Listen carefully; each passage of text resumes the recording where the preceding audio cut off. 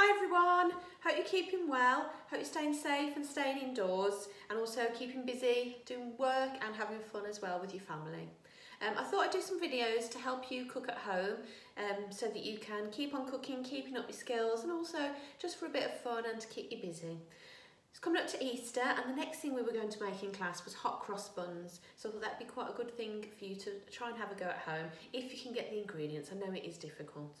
First thing you need to do in this recipe is you need to melt some butter in your milk. If you remember when we made Chelsea buns, you had to warm up your milk. Not too hot, just warm it up because we need the milk to be warm to activate the yeast. So the first thing I'm going to do is I'm going to put the butter in with the milk into a pan and warm it up.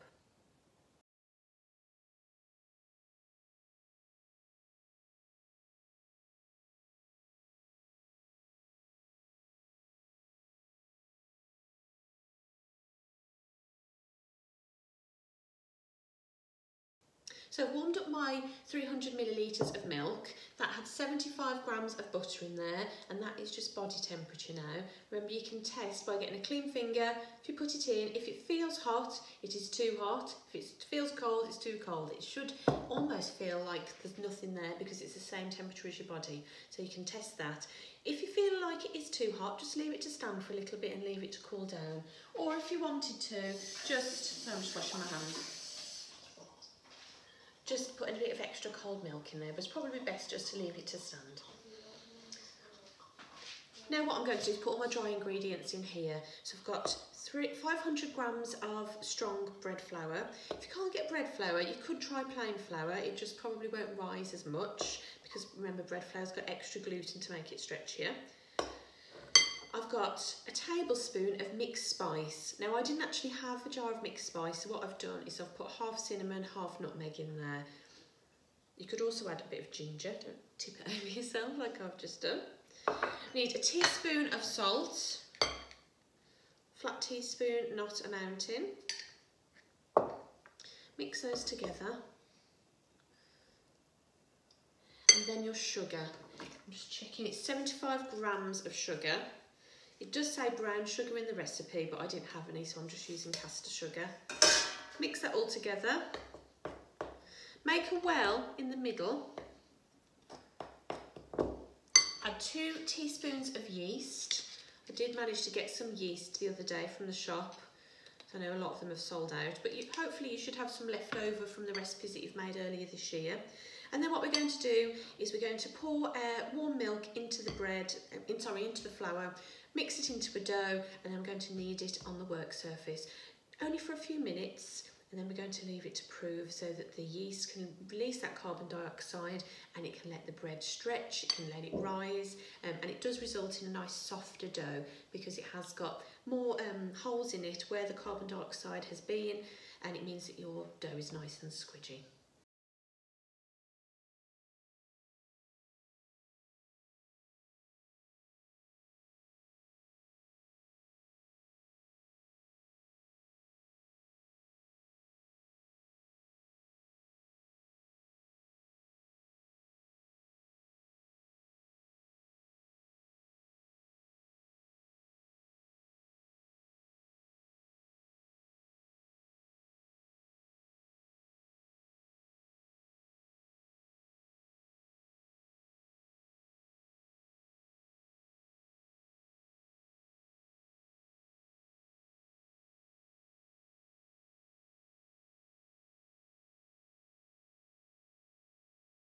Okay, so my dough has now been proven for an hour. You need to leave it in a nice warm place and it should have got bigger. Let's have a look.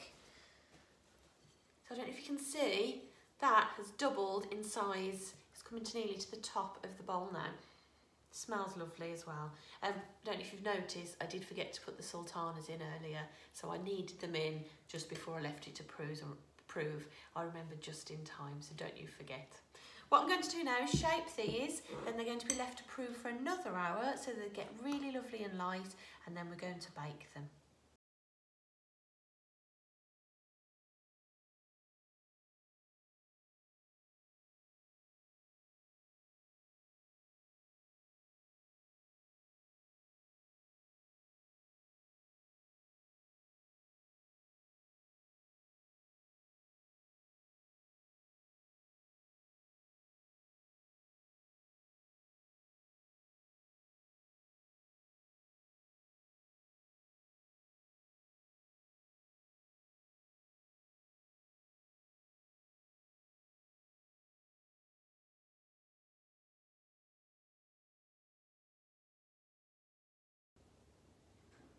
There are my hot cross buns. I managed to make 8 out of the dough. The recipe does say you can make 12 though, so I think I've done mine a bit too big, but see what you can do. I don't have any greaseproof paper at home, so I've just lightly greased my tray. Now what I need to do is just leave that to proof for another 30 to 45 minutes, so they will get bigger, and then we're going to glaze them and put the cross on the top before they go in the oven.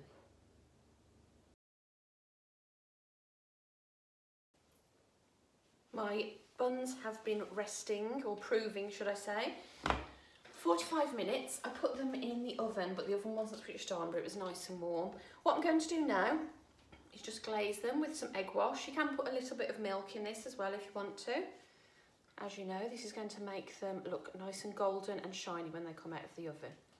You do this before you put the cross on, because then that makes the cross stand out even more. You may notice I've got a different top on compared to what I had on earlier. This is because I have just done a Joe Wicks exercise for the day. I hope you've been doing it as well, keeping fit. I think I'm actually more fit than I would be normally. You might not recognise me when we go back to school.